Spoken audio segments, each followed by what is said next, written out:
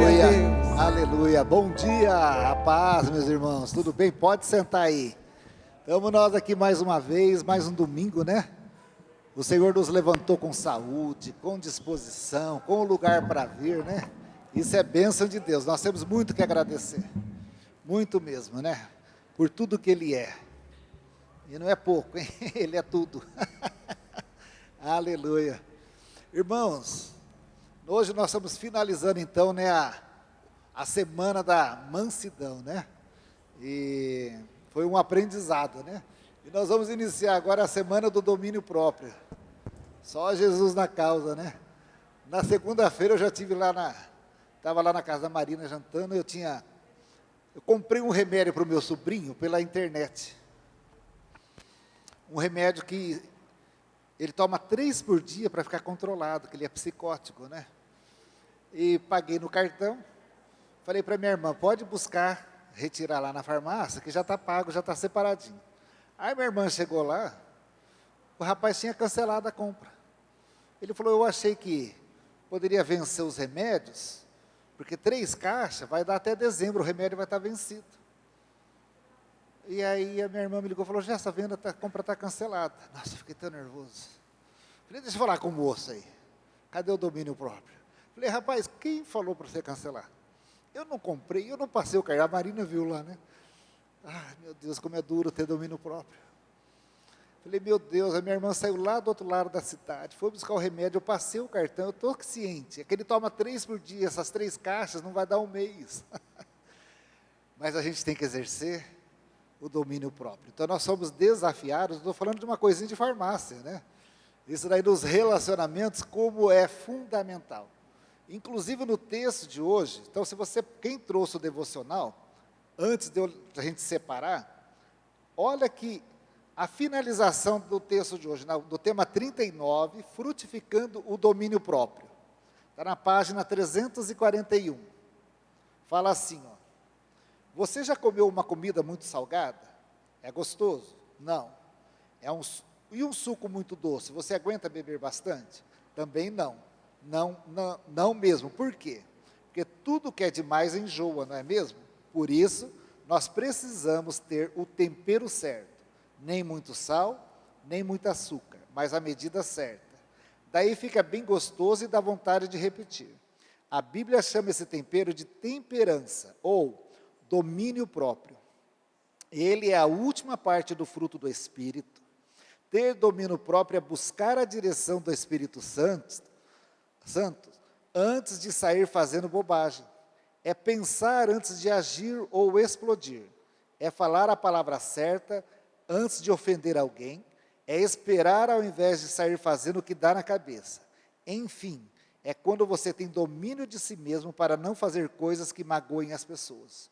O fruto do domínio próprio nos ajuda a ter controle das emoções. Aí uma pergunta, para mim e para você. Você tem dado esse fruto? Então, boa meditação. Então, essa semana nós vamos treinar e tornar esse fruto aí uma prática na nossa vida. Amém, meus irmãos? Antes da gente separar, deixa eu só falar. Sabe aquela nota fiscal? Nota fiscal quando você vai comprar no mercado, numa farmácia. A pessoa pergunta assim, quer colocar o CPF? Você fala, nem precisa da nota, não é assim que a gente faz? Lá na loja o pessoal faz isso. Quer pôr CPF na nota? A pessoa fala, não precisa nem da nota. Mas nós estamos fazendo aqui uma parceria com a Wise Madness. A Wise Madness é uma ONG que cuida de crianças, jovens e adolescentes. Eles têm um trabalho maravilhoso. A Gi trabalha numa das unidades, né, Gi? É uma casa acolhedora de crianças que são tiradas da família. Então, eles têm 2 lugares desses que recebem essas crianças que são tiradas, e fica casa-abrigo, né, que chama. Então, essas notas fiscais abençoem muito a manutenção dessa ONG.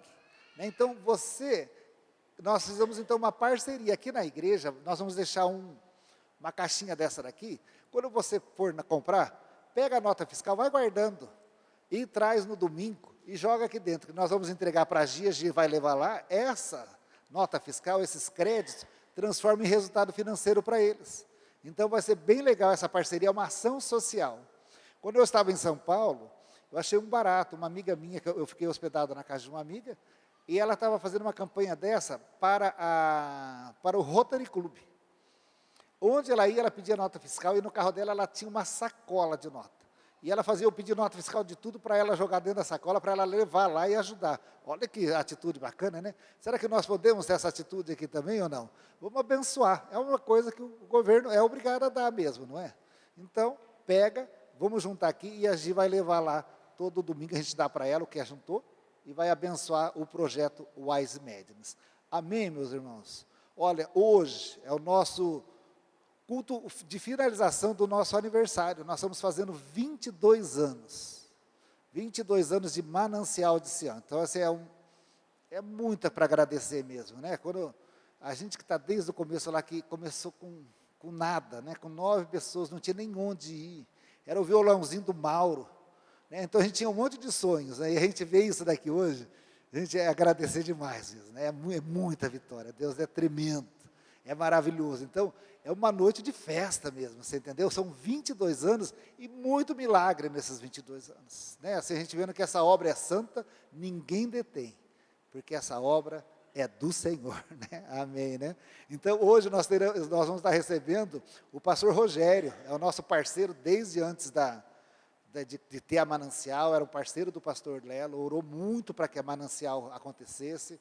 E então, todo o aniversário a gente faz questão de trazê-lo, porque ele chorou junto, agora ele comemora junto com a gente. Né? Então, essa noite, ele é uma bênção. É um pastor lá de Agudos, da Assembleia de Deus. Então, essa noite, ele estará aqui ministrando. E eu tenho algo mais para contar para vocês. Eu vou cantar essa noite. Ah, desculpa aí. Mas não é sozinho, não. É com o grupo de homens. O grupo de homens além do Rio Azul. Nós ensaiamos, está bonito o negócio, hein? Vai ter uma cantoria aí. Vai ser uma noite de festa. Não deixa de vir, traga pessoas, convida, liga para alguém aí, fala, vamos lá comemorar o aniversário da minha igreja, né? E a pessoa vai vir aqui, vai ter um encontro pessoal com Jesus Cristo. Amém? Sem mais delongas, os adolescentes vão sair com a tia Rô, os jovens com o tio Estevam, tio Estevam, está ficando velho, Estevam. E os demais, nós vamos ficar aqui com a professora Mônica. Cadê a Mônica? Eu vou só pedir para vocês sentarem aqui no meio, os que vão ficar aqui. Essa aula promete, vamos absorver o máximo de informação possível para que a gente saia edificado nessa manhã daqui.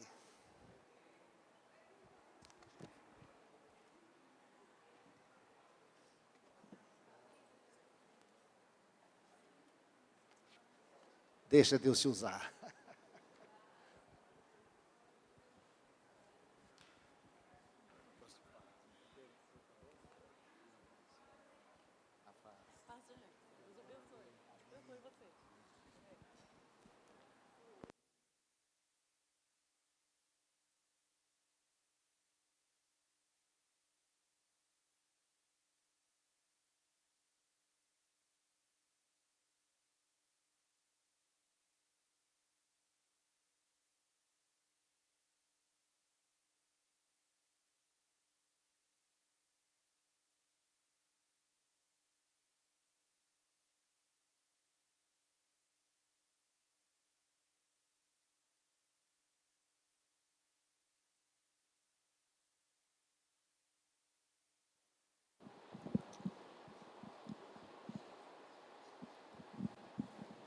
Bom dia, paz seja convosco. Bom, vamos lá então para a última aula hoje. Para a última aula sobre o fruto do Espírito, né? As virtudes que compõem o fruto do Espírito. Cada uma das virtudes citadas por Paulo no livro de Gálatas, capítulo 5, fazem parte de um fruto que é o todo. Então, cada virtude é como o gomo de uma laranja, de uma pocã ou uma uva de um cacho de uvas, que juntamente compõem o todo do fruto. Cada virtude pode também ser comparada a um nutriente indispensável para um todo saudável.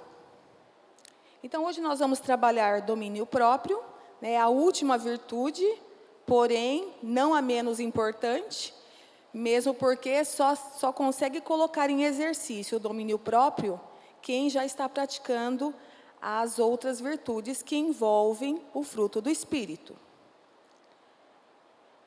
E é interessante porque, assim, é tão fácil nós querermos dominar o outro, darmos ordem para o nosso próximo, né? Mas dominar a nós mesmos é um grande desafio. E é um desafio interior. É uma batalha que nós enfrentamos todo dia e muitas vezes durante todo o dia. O Jeff não está mudando ali. Congelamento. Então vamos lá. O que é domínio próprio? A palavra domínio próprio quer dizer temperança, autodomínio, é ter o controle de si mesmo. A expressão domínio próprio se caracteriza por temperança ou alguém temperado. Temperado na proporção certa. Nem de mais, nem de menos. A tradução mais fácil de se compreender seria equilíbrio e autocontrole. Domínio próprio tem a ver não apenas com o domínio das nossas ações, mas principalmente das nossas reações. Normalmente, nós conseguimos planejar nossas ações, mas para reagir, não. Nós agimos como nós gostaríamos de ser, mas nós reagimos como de fato nós somos. Não é? Domínio próprio também é a capacidade de controlar as emoções, pensamentos e desejos. Envolve disciplina, determinação e muita força de vontade. Irmãos, força de vontade é diferente de vontade. Não basta nós termos vontade. Eu tenho vontade de um monte de coisa. Precisa existir a força para impulsionar a vontade, senão você só fica na vontade. Domínio próprio é essencial para que você não viva sua vida exposta e vulnerável.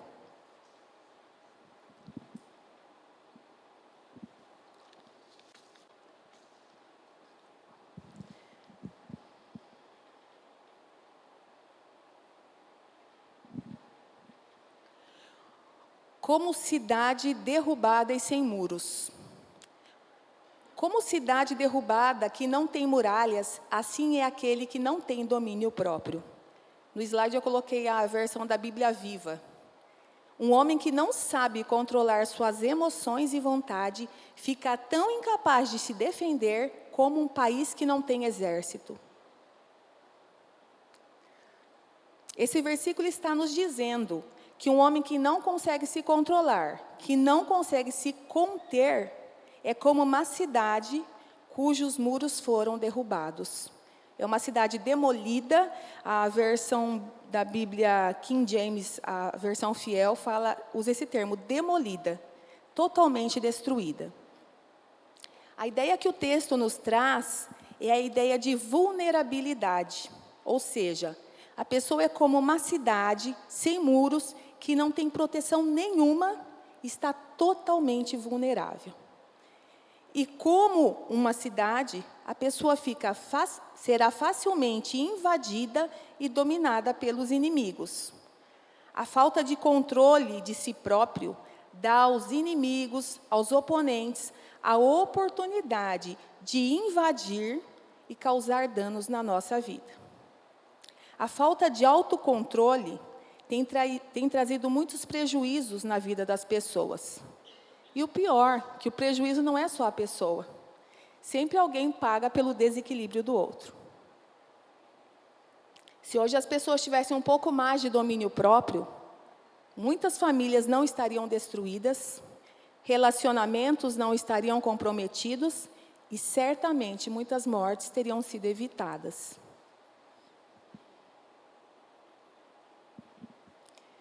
Mas esse domínio próprio seria fruto da capacidade humana? Será que o homem é capaz de desenvolver o autocontrole pela sua própria capacidade? Sim ou não? Quem acha que sim? Quem acha que não? A maioria acha que não. E, na verdade, a maioria não acha nada.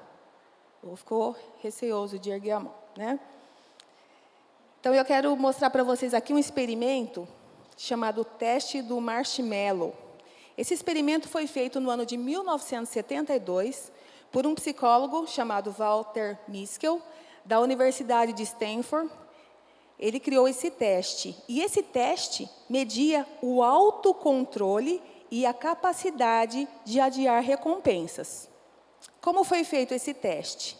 Ele pegou mais de 600 crianças e colocou diante delas um marshmallow, que era um doce muito apreciado, né, naquele lugar, naquele país.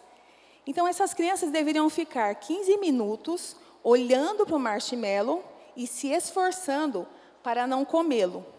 Se após os 15 minutos elas tivessem resistido ao doce, seriam recompensadas com mais um doce. O que vocês acham que aconteceu? Mike?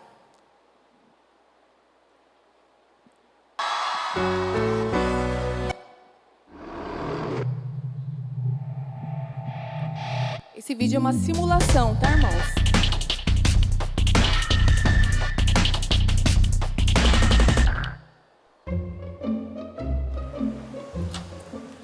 Okay, sit in that chair. All right, here's the deal. Marshmallow for you. You can either wait, and I'll give you another one if you wait, or you can eat it now. When I come back, I'll give you another one, so then you'll have two. But stay in here and stay in the chair till I come back, okay? All right.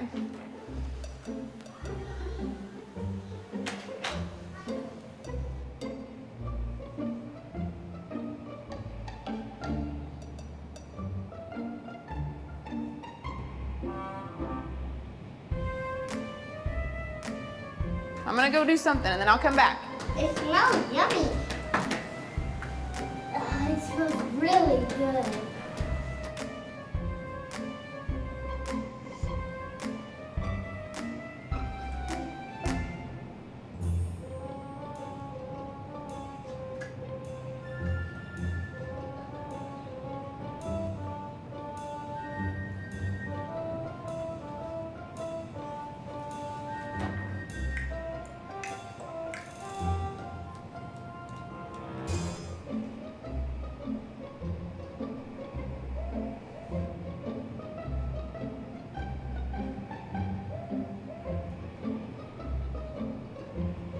All right, so it's up to you. You can have it now or you can wait.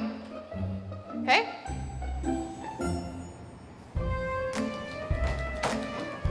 I'll be back. Stay in the chair, okay? Okay.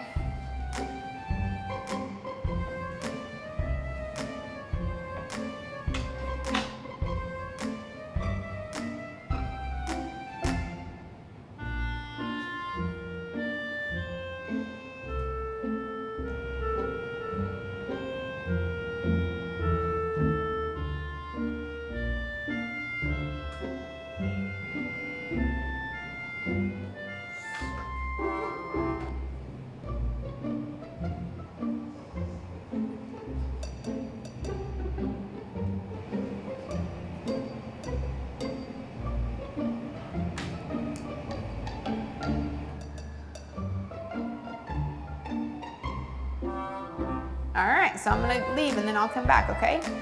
So you can either eat it right now or you can wait. Either way, okay? Okay.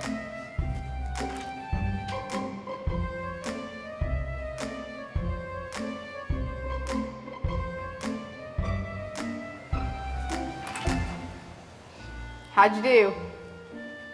Did you do good? You did? You wanted to eat it, didn't you? Yeah. So did I tell you I'd give you another one? Okay, now you can have both. You need them.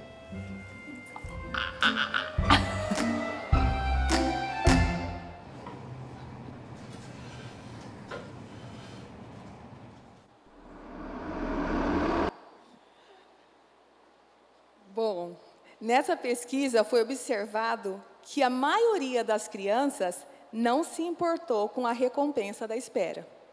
A maioria não se importou. A maioria comeu marshmallow antes que o tempo se esgotasse. 2/3 das crianças que participaram do experimento comeram marshmallow antes, não resistiram. Uma parcela menor desse público infantil resistiu a essa tentação, né, aguardando os 15 minutos, e sabendo que a recompensa viria. Porque eles tinham uma promessa de recompensa. Se você conseguir, ele não era obrigado.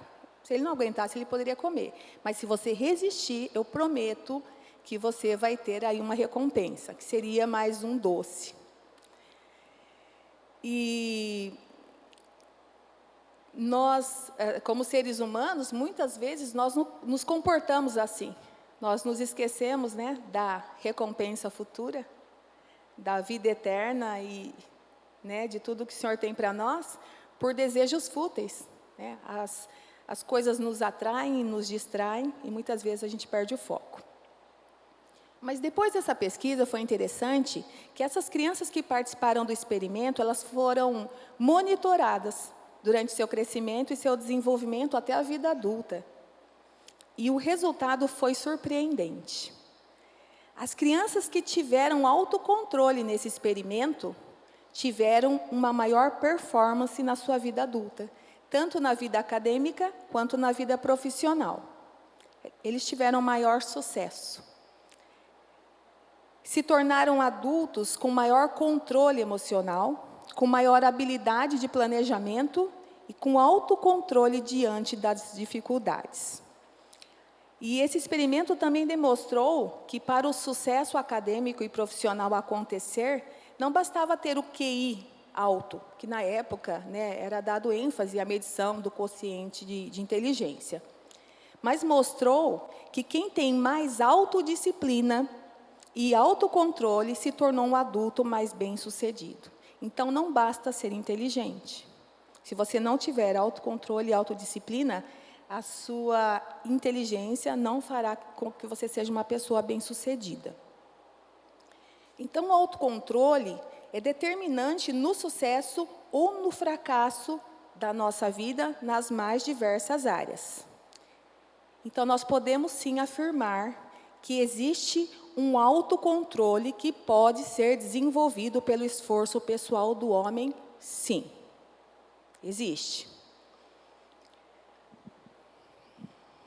Então, isso reforça, né, esse experimento reforça que domínio próprio é a característica daquele que não age no primeiro impulso, porque tem o comando das emoções nas circunstâncias que está vivendo. Porque domínio próprio é a disposição de controlar-se, moderar-se. Filipenses 4, 5 a 8. Vou trabalhar esse texto agora. Se os irmãos puderem abrir. Eu coloquei aqui, mas podem abrir. Filipenses 4, 5 a 8. Paulo diz assim: seja a vossa moderação conhecida de todos os homens. Perto está o Senhor. Moderação aqui, irmãos, é equilíbrio, temperança. O que Paulo está dizendo é que nós não podemos nos vangloriar porque nós somos conhecidos por esse ou por aquele como uma pessoa explosiva, fofoqueira, intrigueira, né? Ele fala, seja a vossa moderação conhecida, o nosso autodomínio conhecido, o nosso equilíbrio. Não queira ser conhecido como uma pessoa desequilibrada, que muitas vezes as pessoas têm medo de se aproximar. E por que não pode se comportar assim? Porque perto está o Senhor. Só por isso.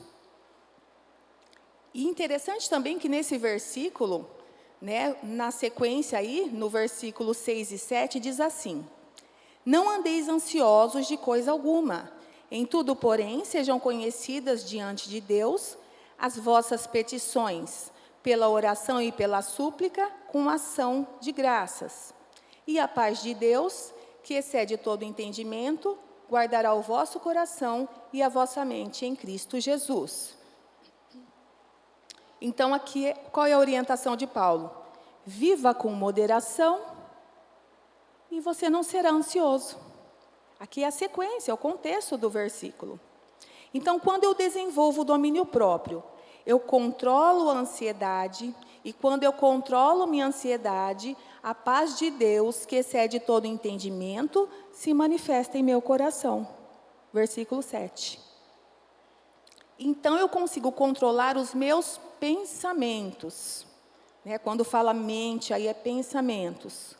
E no versículo 8, Paulo diz: finalmente, irmãos, tudo que é verdadeiro, tudo que é respeitável, tudo que é justo, tudo que é puro, tudo que é amável, tudo que é de boa fama, se alguma virtude há e se algum louvor existe, seja isso que ocupe o vosso pensamento. Portanto, o domínio próprio controla a ansiedade, gera em nós sentimento de paz e equilibra os nossos pensamentos. Literalmente, a palavra domínio próprio dá a ideia de reprimir com mão forte. Reprimir com mão forte. E, à luz do nosso dicionário, do dicionário da língua portuguesa, domínio próprio indica ter tudo sob controle, controlar o corpo e as emoções. É a capacidade de respirar antes de responder, medir as palavras antes de falar e planejar antes de agir. Ter domínio próprio é não se deixar dominar por nada. Todas as coisas me são lícitas, mas nem todas as coisas me convêm. Todas as coisas me são lícitas, mas eu não me deixarei dominar por nenhuma delas. Domínio próprio não está relacionado a apenas um aspecto da nossa vida. Porque Paulo diz: não me deixarei dominar por nenhuma delas. O domínio próprio se manifesta no que comemos, no que bebemos, no que compramos, né? E aí entra a questão do consumismo, no que fazemos, no que pensamos e no que desejamos. Nenhuma das virtudes citadas em Gálatas, né? Amor, alegria, paz, longanimidade, benignidade, bondade, fidelidade, mansidão e domínio próprio, nenhuma dessas é resultado da nossa capacidade de perfeição. Elas são resultantes da operação do Espírito Santo em nós, quando permitimos o seu agir continuamente em nossa vida. Na aula da Gi, foi sobre fidelidade, né, Gi? A Gi falou que nós deveríamos andar com uma plaquinha escrito: estamos em obra, certo? E é isso mesmo, nós somos como um imóvel que está sendo restaurado ou passando por uma reforma. E aí você vê a plaquinha: desculpe-nos o transtorno, estamos em obra. Mas essa obra que nós estamos passando não é uma obra de construção civil, é obra do Espírito Santo. E esse processo de transformação e de regeneração, operado pelo Espírito Santo em nós, é gradual, ou seja, não acontece da noite para o dia. Em Provérbios 4,18, Salomão diz: mas a vereda dos justos é como a luz da aurora, que vai brilhando mais e mais até ser dia perfeito. Isso significa que a nossa caminhada com Cristo é processo, é gradual. Cada dia ela vai brilhando mais até ser dia perfeito. Em 2 Coríntios 3,18, Paulo diz: mas todos nós, com o rosto descoberto, refletindo como espelho a glória do Senhor, somos transformados de glória em glória, na mesma imagem, como pelo Espírito do Senhor. Somos transformados de glória em glória, significa que a transformação que o Espírito Santo opera em nós, continua sendo processual, de glória em glória. É sobre esse domínio que eu quero trabalhar na aula de hoje. Não vou trabalhar sobre aquele domínio próprio, que pode sim ser desenvolvido pela capacidade humana, pelo esforço pessoal. Ele existe e cabe a nós desenvolvê-lo também. Mas hoje nós vamos falar sobre o domínio próprio como fruto do Espírito Santo, com o objetivo de desenvolver o caráter de Cristo em nós.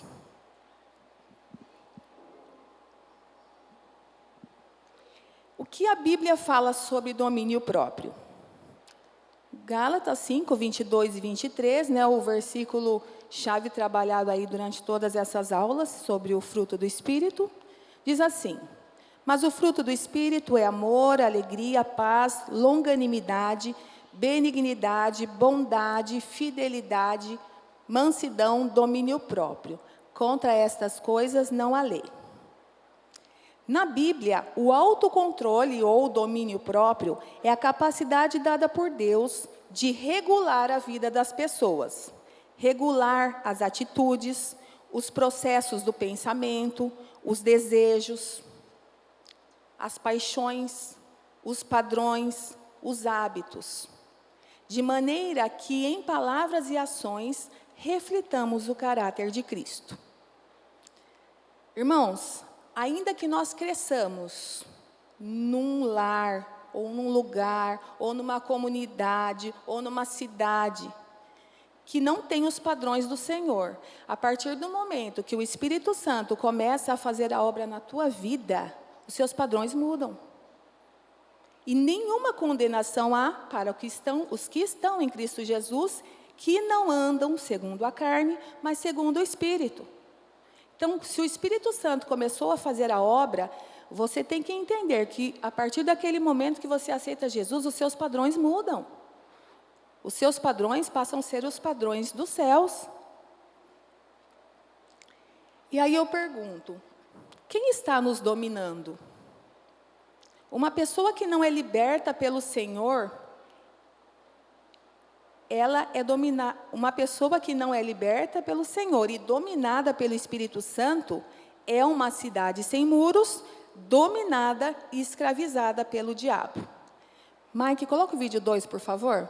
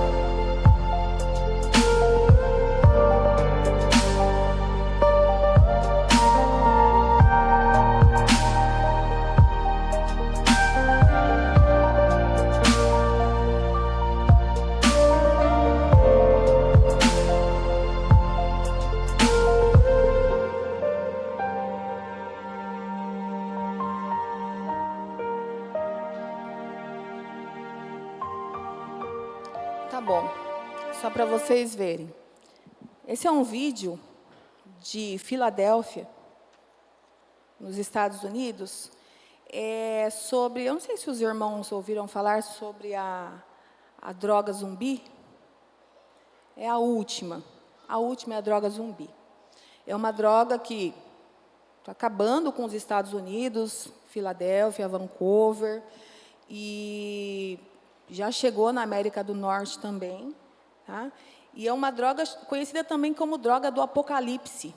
Ela está matando um número absurdo de pessoas. Essa droga mata em apenas 4 horas.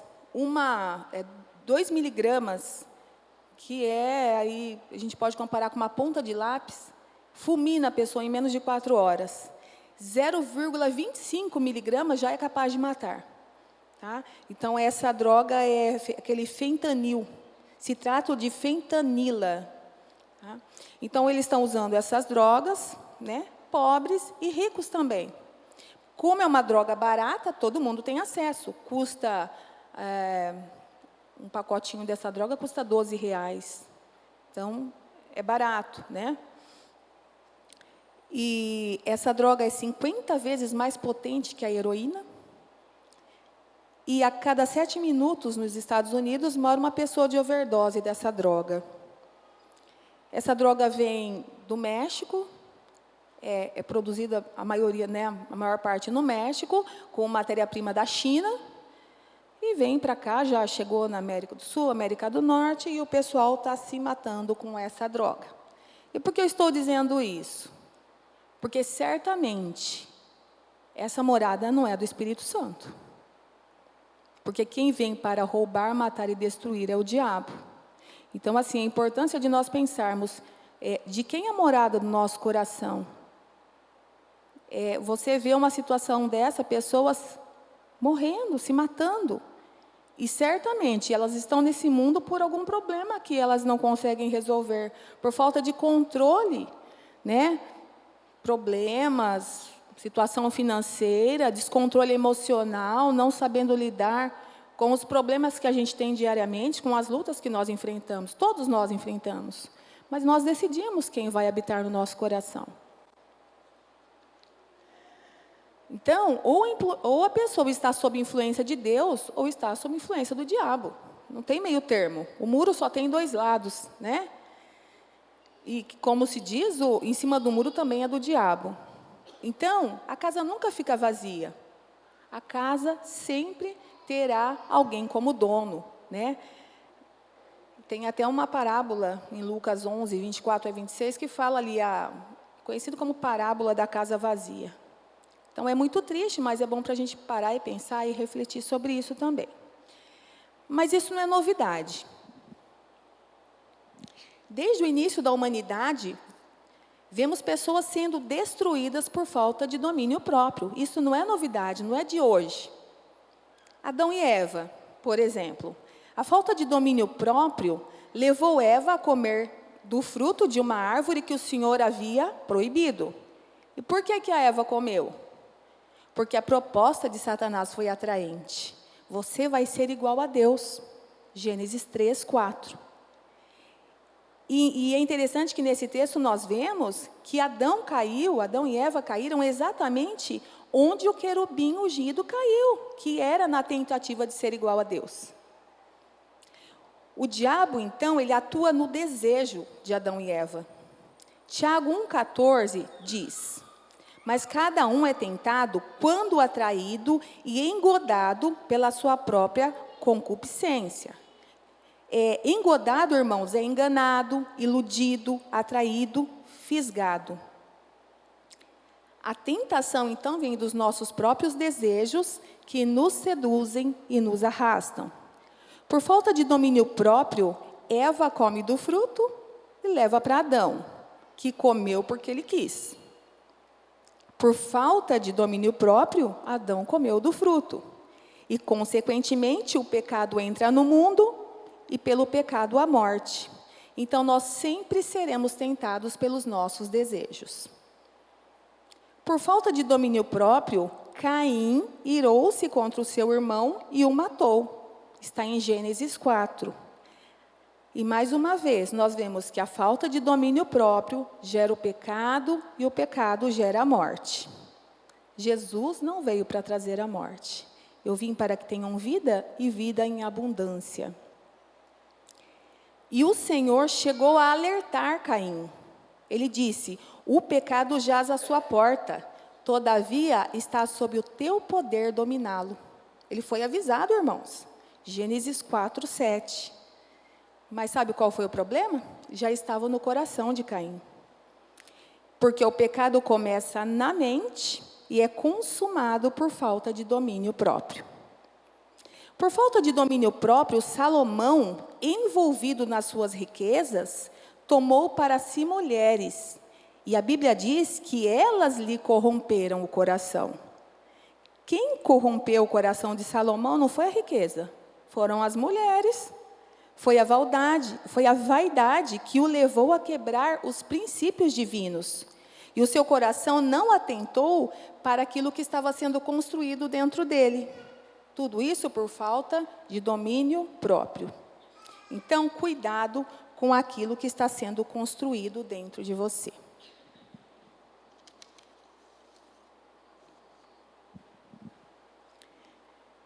Em Atos 5, nós vemos também que, por falta de domínio próprio, Ananias e Safira tomaram para si aquilo que era de Deus. Irmãos, quem mandou Ananias e Safira vender a propriedade deles? Ninguém, não é? Eles venderam por quê? Porque viu o irmão fazendo e quis fazer igual, inveja. Ah, o irmão está fazendo isso, levou aos... eu vou fazer também. Inveja, foi lá e vendeu.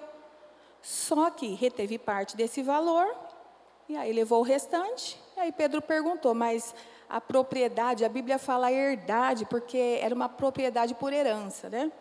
Aí Pedro falou, mas foi vendido por esse valor? Ananias falou, foi. Ele falou, como tu ousas mentir ao Espírito Santo? Aí Ananias teve uma morte fulminante, mais tarde a sua esposa, que foi sua cúmplice, tudo por falta de domínio próprio. O salmista Davi, no Salmo 41, levava isso tão a sério, que ele dizia assim, Senhor, põe um guarda à porta dos meus lábios. Porque ele queria domínio próprio naquilo que ele iria falar. A falta de domínio próprio causou esses problemas na vida de muitas pessoas.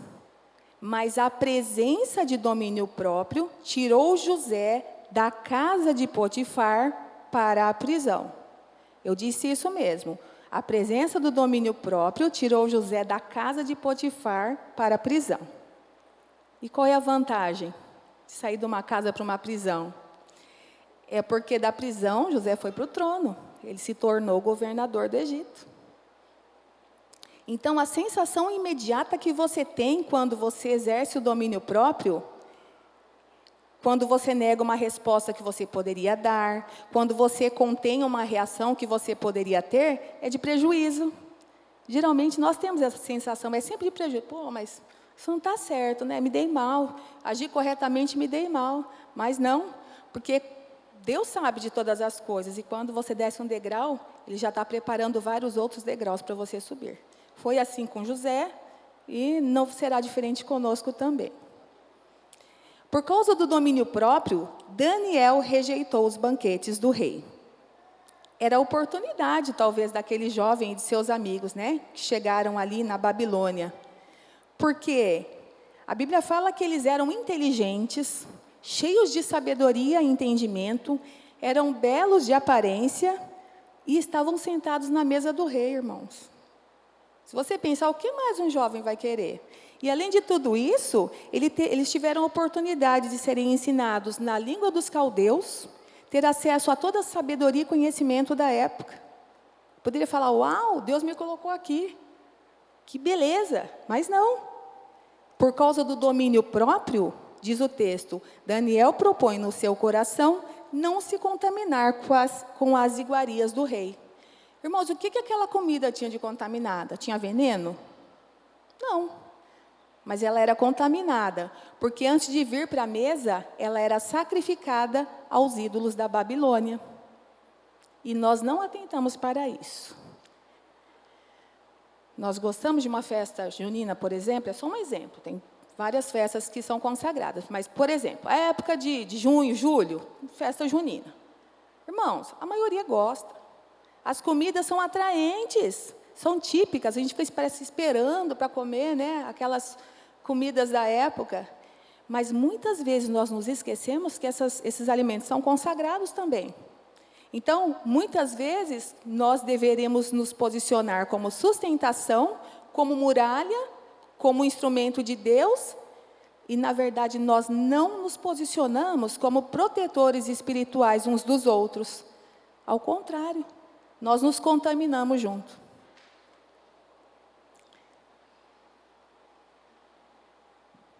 Bom, citei alguns exemplos e agora eu vou falar sobre a nossa maior referência, Jesus Cristo. Sempre a nossa maior referência. Por favor, irmãos, abram aí em Mateus 26, 47 ao 53.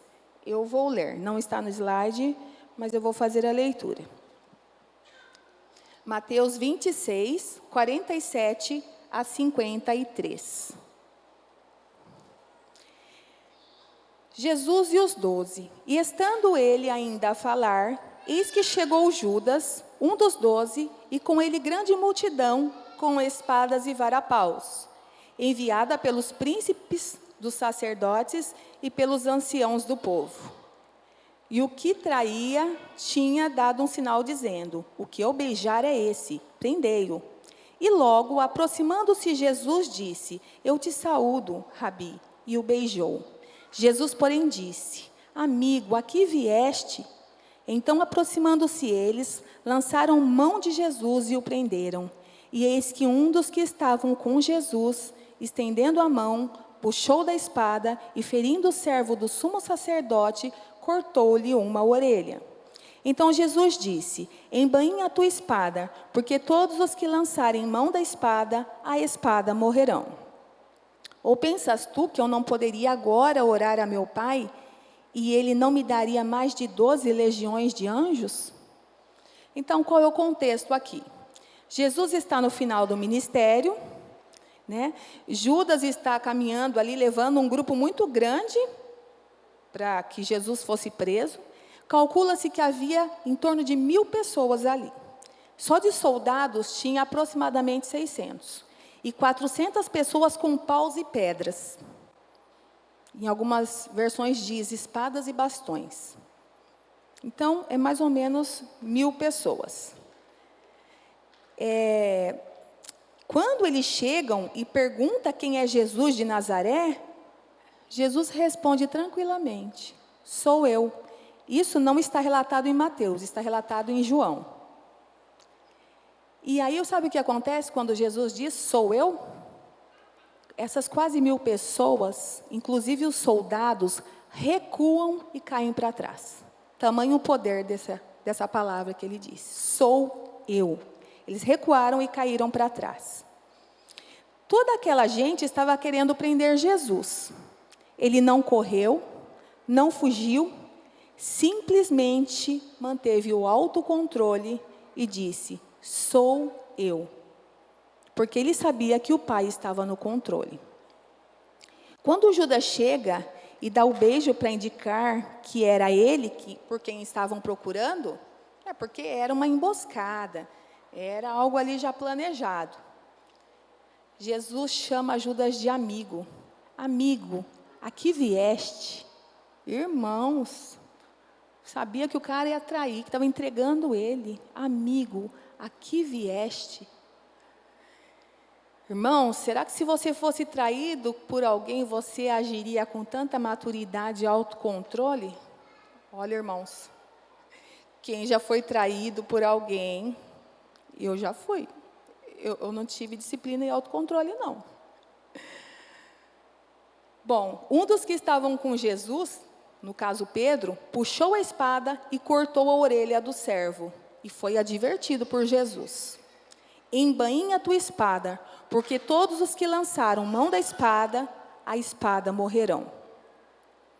Por falta de autocontrole, Pedro interrompeu, ou quase interrompeu, o sonho, os planos daquele servo. Porque aquele servo tinha um plano. Ele tinha um projeto. Jesus estava mostrando a Pedro que não era necessário aquele desespero e descontrole, porque Jesus sabia que nada do que estava acontecendo estava fora do controle do Pai. E Jesus disse também: pensas tu que eu não poderia agora orar ao Pai e que Ele não me daria mais de 12 legiões de anjos? Irmãos, quanto tem uma legião de anjos? 6.000. 6.000.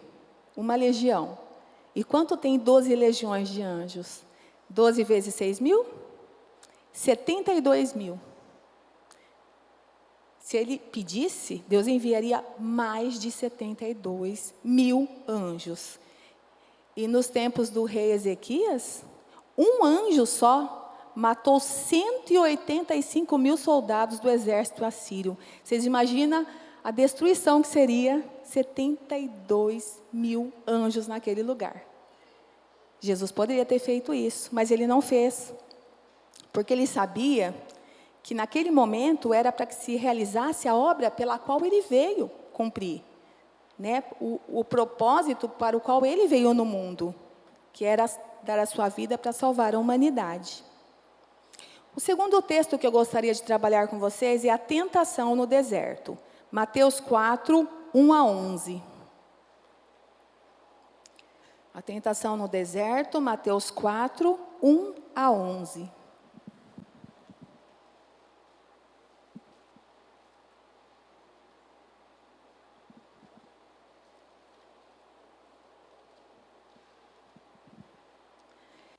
Então foi conduzido Jesus pelo Espírito ao deserto, para ser tentado pelo diabo.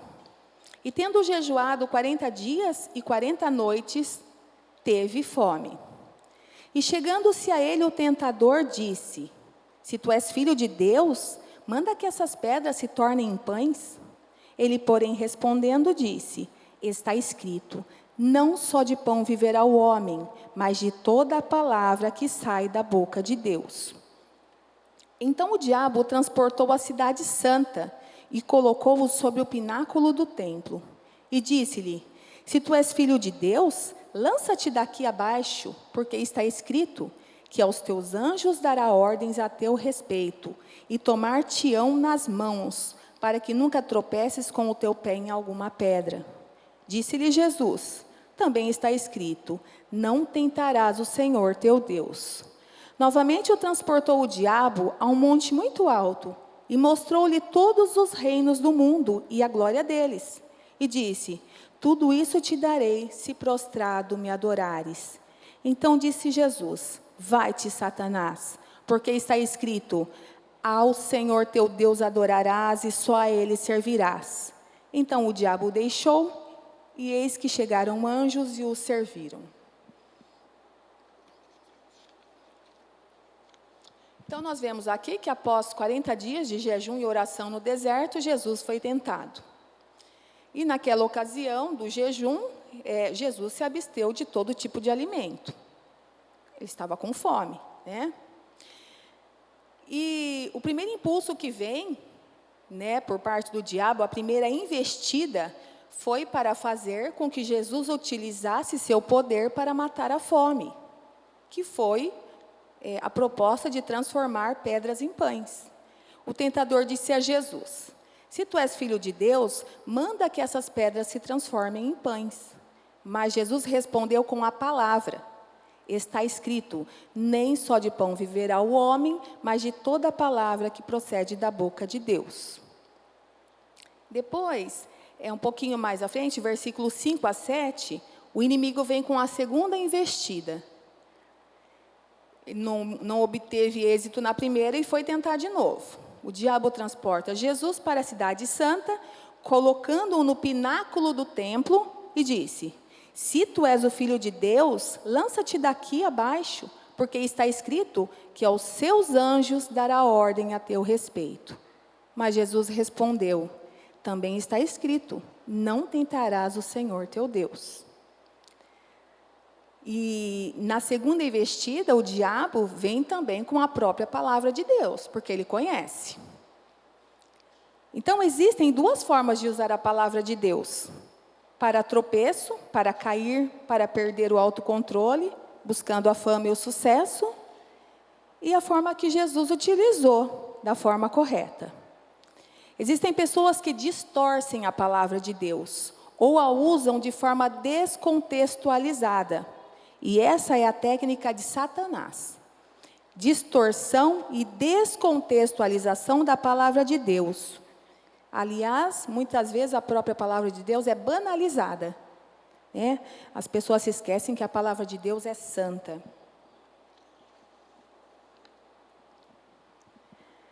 continuando ali no versículo 8, nós temos a terceira investida de Satanás, porque ele não desiste, né?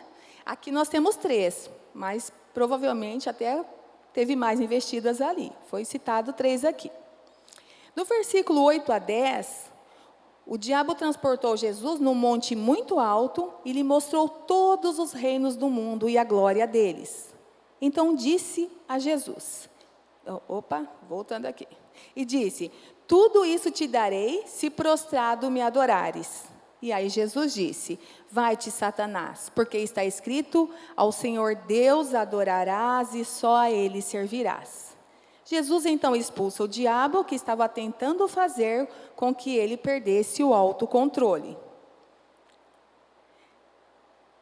E é a mesma estratégia que o inimigo usa conosco, né? Ele quer que nós abandonemos a fé e abrimos mão da presença de Deus na nossa vida. Então nós temos que atentar aos muros, voltando lá naquele versículo de Provérbios dos muros, porque se os muros da nossa vida estiverem derrubados, se nós perdemos o autocontrole, nós nos tornamos uma presa muito fácil para o inimigo. Então nós temos que reerguer os muros e expulsar o tentador da nossa vida. Vai-te, Satanás. Então Jesus é nosso exemplo de autocontrole. Sua temperança e confiança na palavra de Deus fez com que ele vencesse todos os desejos que foram colocados diante dos seus olhos. Ele não cedeu, ele não pecou, mesmo no momento em que ele estava fraco.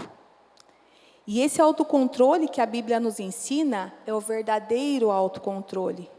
Não aquele autocontrole que nós podemos conseguir através da disciplina e esforço próprio, mas o autocontrole, como fruto do Espírito Santo, só é possível se submetendo à palavra de Deus.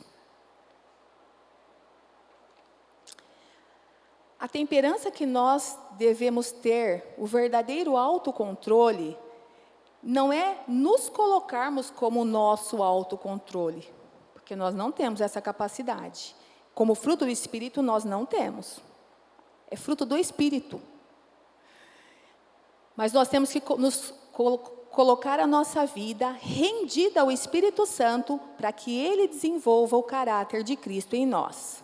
E quando Deus assume o controle da nossa vida, nós vivemos em segurança.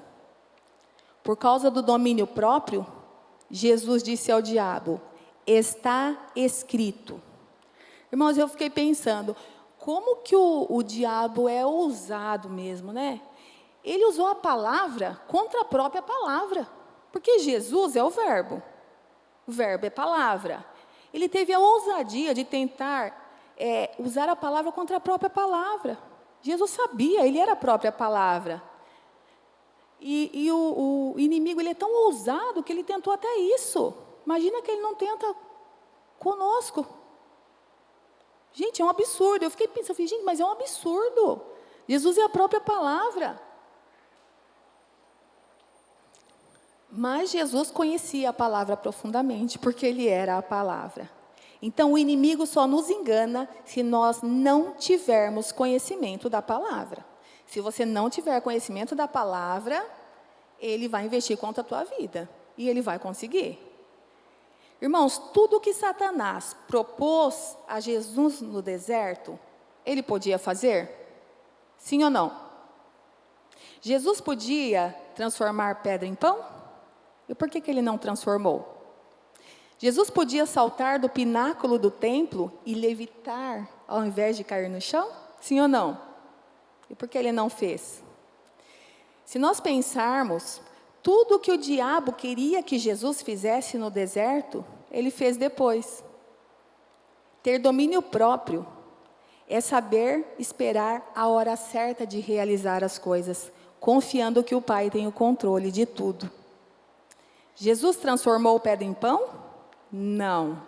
Mas ele multiplicou 5 pães e 2 peixinhos e alimentou uma multidão, dando clara certeza de que ele tinha poder para isso.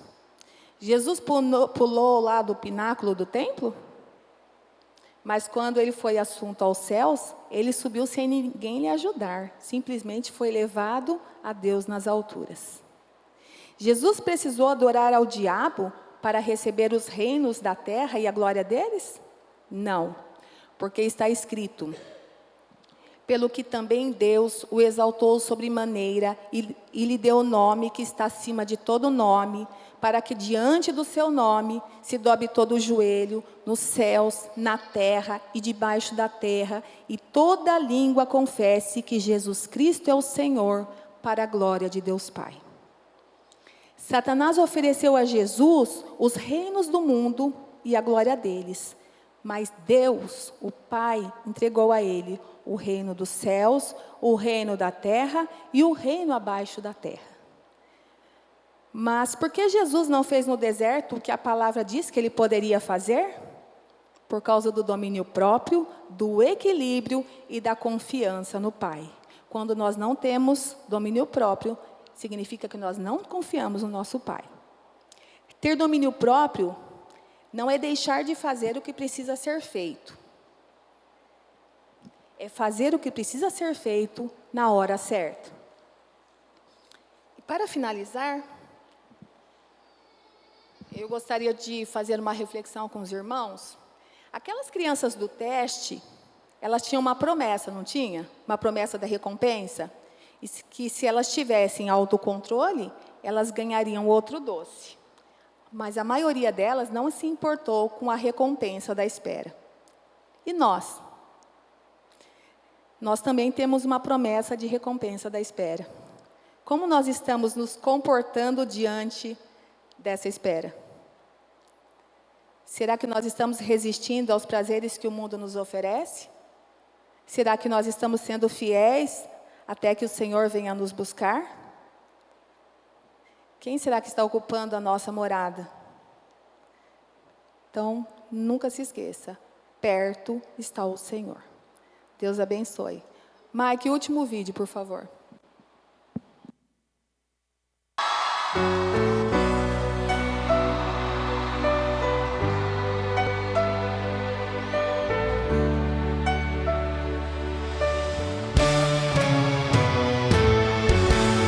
Glória a Deus. Glória a Deus.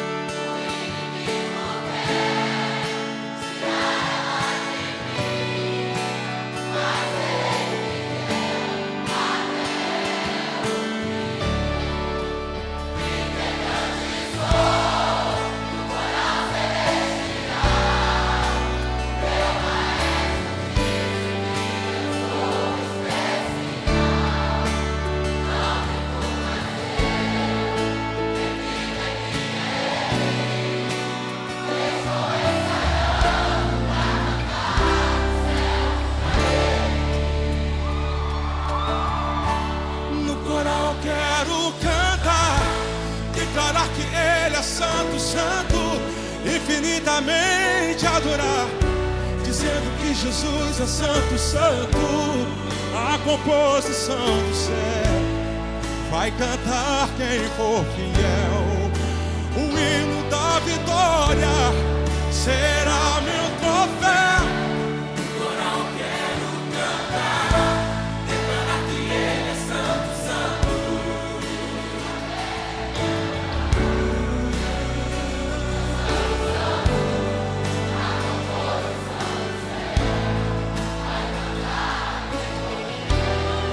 Vou erguer o meu troféu.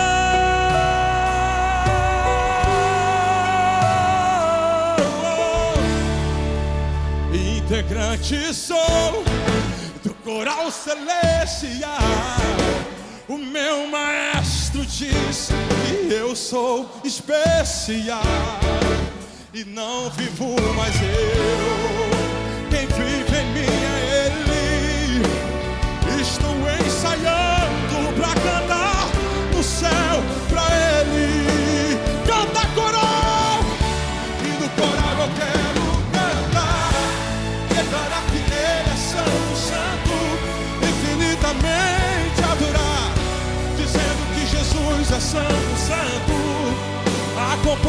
composição do céu vai cantar quem for fiel.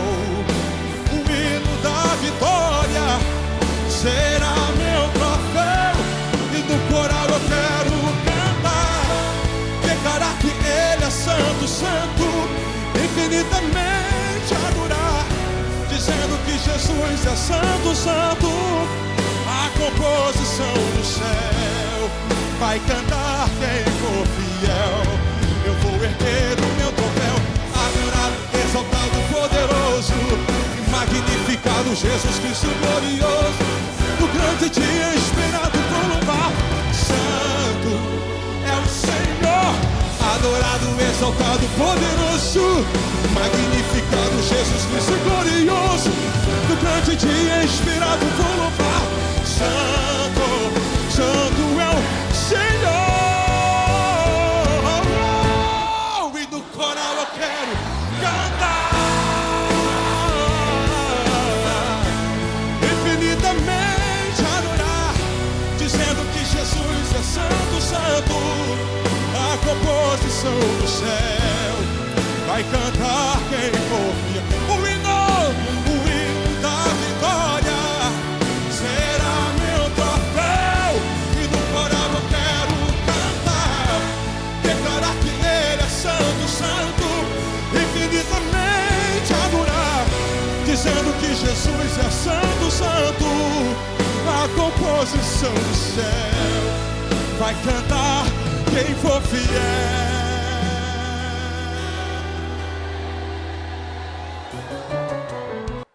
Aleluia, glória a Deus. Irmãos, eu tenho 3 observações para fazer a respeito do fruto do Espírito. Aqui nós estamos concluindo então os frutos do Espírito, as características do fruto do Espírito. O nosso grande desafio é lembrar que nós somos templo do Espírito Santo. Então, que esses dias, essas aulas, tenham te ajudado a entender que você é comandado pelo Espírito Santo. Você dá essa liberdade para Ele agir em você e através de você. Lembrar que nós somos testemunhas de Jesus nessa terra. Nós somos pequeno Cristo, cristão. Então, nós temos um papel a desempenhar nessa terra. E nós só vamos conseguir se nós deixarmos o Espírito Santo nos conduzir através de todas essas características que são dele, a paz, a longanimidade, fidelidade, bondade, mansidão, domínio próprio, são as características dele. Então, é ele em nós e através de nós. Lembrar que nós somos templos do Espírito Santo. Você não abra mão disso nunca. É o Senhor é quem me conduz. É o Senhor é que vai continuar fazendo, me dando a direção. Nós somos tentados, sim, em muitas situações, a deixar com que o inimigo venha, a nossa própria carne, a nossa própria natureza. Mas vamos sempre trazer a nossa memória. Quem comanda isso aqui é Jesus Cristo. Sabe aquele, tem um chavão aí que fala, quem comanda isso daqui é Jesus Cristo. Quem me comanda é o Espírito Santo, é o Senhor é quem me comanda. Se você observar a tentativa de Satanás ali na tentação, era fazer com que Jesus saísse do papel dele. Jesus ele veio cumprir um propósito, um papel aqui, ele não estava como Deus, ele estava como homem. Ele queria que Jesus saísse do papel de homem e assumisse o papel de Deus, porque ali ele quebraria todo o propósito da vida de Jesus. Nós também somos homens, mas nós estamos aqui cumprindo o papel de sermos pequeno Cristo.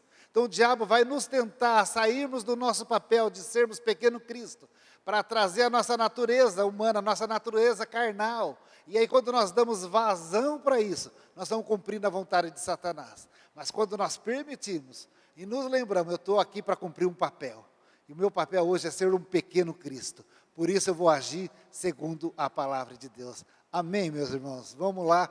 Semana que vem nós começamos aí um novo desafio. Faça o devocional. Sabe, senta ali, 10 minutinhos, se alimenta ali da palavra que vai te ajudar a construir um comportamento aí de domínio próprio. Vamos ficar de pé então para a gente terminar. Aleluia. Lembrando que hoje às 18h30 nós temos o culto da família e é a festa manancial, é o encerramento dos nossos 22 anos que nós estamos aí cumprindo o propósito de Deus. Amém, meus irmãos? Traga alguém. Pastor José, o senhor nos dá a bênção. Aleluia. Vamos orar agradecendo a Deus, né? E estamos aí pronto para daqui a pouquinho estar de volta.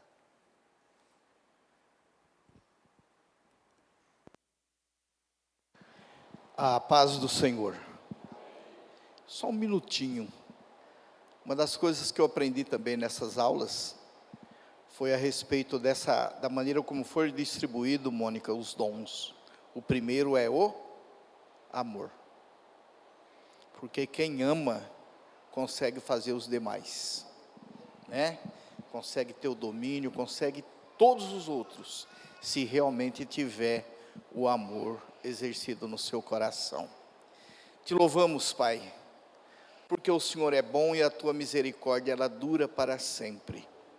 Nós te agradecemos, ó Deus, porque o Senhor nos dá ensinos, e ensinos maravilhosos, ó Pai, que nos leva realmente a garantir o nosso lugar com o Senhor na eternidade. Muito obrigado, Senhor, porque o teu Espírito Santo está nos instruindo e nos capacitando a cada estudo, a cada dia. Guarda-nos na concha das mãos poderosas do Senhor, e que o nosso dia e a nossa semana seja grandemente abençoados pelo Senhor, e que a graça do nosso Senhor Jesus Cristo, o amor de Deus Pai, a unção e a consolação do Espírito Santo de Deus, seja com as nossas vidas, com a nossa família, e toda a igreja do Senhor, hoje e sempre. Amém. Queridos, eu tenho um pedido de oração para uma família lá da escola GBI, onde a minha filha, ela é diretora. E ontem, voltando de uma festa que teve, chamado Festa da Família, que todo ano é feito, uma família, eles sofreu um acidente na Bauru Marília, Bauru e Pauçu, e o pai, né, dessa família, ele morreu no local. O acidente foi muito grave. Então as duas crianças e a esposa, né, sobreviveram. As crianças estudam no GBI, uma não sofreu nada, o menininho, mas a mãe e a menininha estão internados, né? Então, lembre-se, por favor, ore por essa família, em nome de Jesus. Deus abençoe, muito obrigado.